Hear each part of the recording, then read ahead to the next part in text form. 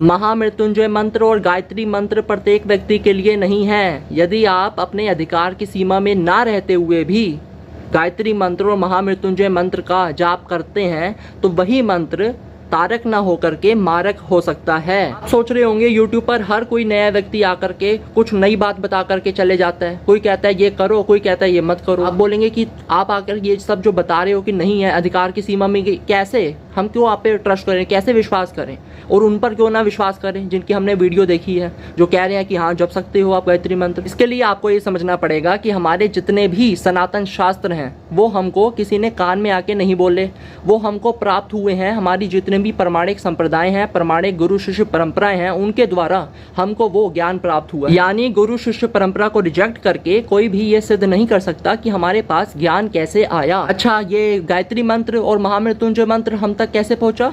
इन्हीं गुरु प्रमाणिक गुरु शिष्य परंपरा के द्वारा हम तक पहुंचा। तो इस विषय में सबसे प्रमाणिक विश्वसनीय ट्रस्टेड बात किसकी होगी?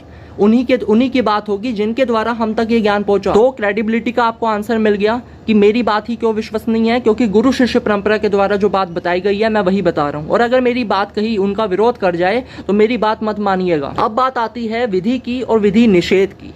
इसको इस प्रकार समझिए, हम नॉर्मल रोड में कार भी चला रहे होते हैं तब भी हमको गवर्नमेंट के द्वारा जो गाइडलाइंस होती हैं, जो इंस्ट्रक्शंस होती हैं, उनका हमें पालन करना पड़ता है, उनको फॉलो करना पड़ता है। जो स्पीड लिमिट निर्देशित की गई है उसका हमें पालन करना पड़ेगा। जहाँ पर पार्किंग नहीं करनी है वहाँ पर पार्किंग नहीं करनी है। तो इसका पालन हम कर रहे हैं ना। यहाँ पर हम ये तो उंगली तो नहीं उठा रहे कि नहीं हम तो ये भी करेंगे। ऐसा मना क्यों किया गया है?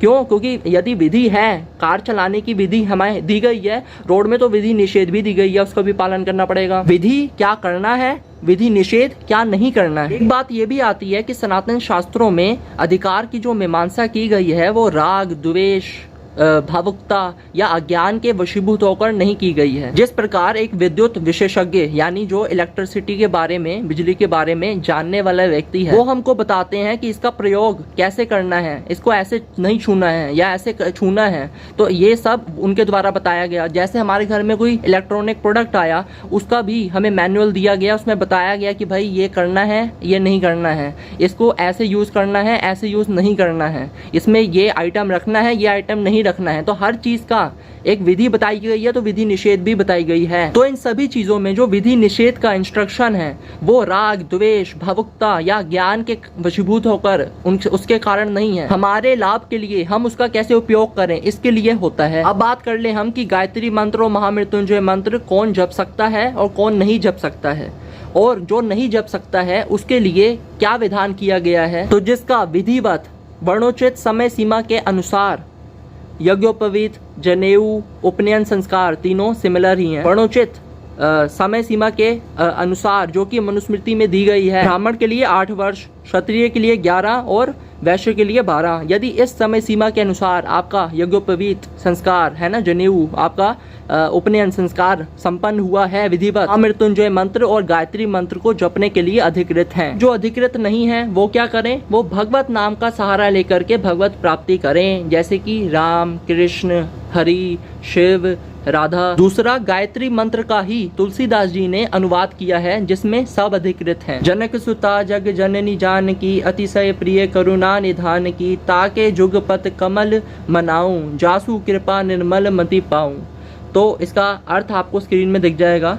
तो आप इसमें भी अधिकृत हैं, इसका भी आप जाप कर सकते हैं। तो कुल मिला के बात ये आती है कि इन सब चीज़ों का फल क्या है। गायत्री मंत्र हो, महामृत्युंजय मंत्र हो, भगवत नाम हो, राम कृष्ण हरि, ये इन सब चीज़ों का, या फिर जो तुलसीदास जी ने अनुवाद किया है ना गायत्री मंत्र का, इन सब चीज़ों का वो क्या है, फल क्या है, ये सब करके मिलेगा क्या, प्राप्त क्या होगा?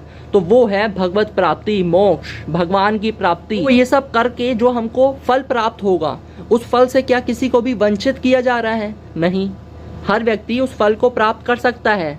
जिसका भी जो अधिकार की सीमा है, जो विधि है और जो विधि निषेध है, इस सब का पालन करके जो प्राप्त होगा वो उससे किसी को भी वंचित नहीं किया जा रहा। फिर भी कोई कहे कि चलो मैं अधिकृत नहीं हूँ लेकिन फिर भी मैं गायत्री का जाप करूँगा, तो क्या होगा? तो इसके लिए जगत गुरु पूरी शंकराचार्य जी ने यह बात कही है कि आप यदि ऐसा करते हैं तो आप अपने जीवन के साथ खिलवाड़ कर रहे हैं और आपको मोक्ष क्या प्राप्त होगा? मोक्ष तो दूर की बात, आपको भोग भी प्राप्त नहीं हो सकते यदि आप अपने अधिकार की सीमा में रहते हुए ये सब नहीं करते हैं, आप उसका उल्लंघन कर देते हैं। और दूसरी बात ये भी आती है कि ऐसे लोगों को फल से कोई मतलब नहीं है, इससे यही सिद्ध हो रहा है, उनको उस मार्ग से मतलब है जिसके द्वारा वो फल प्राप्त हो रहा है। तो ये तो अहंकार हुआ ना, फल तो आप सबको प्राप्त हो रहा है, आपका जो अधिकार की सीमा है उसमें रहते हुए भी वही फल प्राप्त हो रहा है, लेकिन फिर भी हमको तो उसी मार्ग का चयन करना है जो हमारे अधिकार की सीमा में नहीं है, तो ये अहंकार हुआ। तो जो भी अज्ञानता के कारण ये गलती करते आए हैं उन तक इस वीडियो को शेयर करिए,